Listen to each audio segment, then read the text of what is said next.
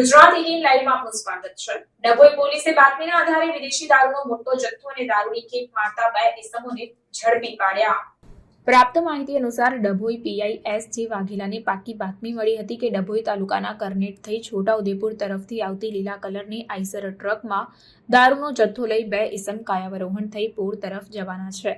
જે આધારે ડભોઈ પીઆઈ એસ.જે. વાઘેલા નાઓની સૂચનાના આધારે પોલીસ જવાનો કરનેટ પાણીની ટાંકી નજીક વોચ રાખી બાતમી આધારની ટ્રક આવતા ચેકિંગ કરી કુલ 3,330 નંગ વિદેશી દારૂની બોટલો જેની કિંમત ₹6,27,150નો જથ્થો મળી આવ્યો હતો।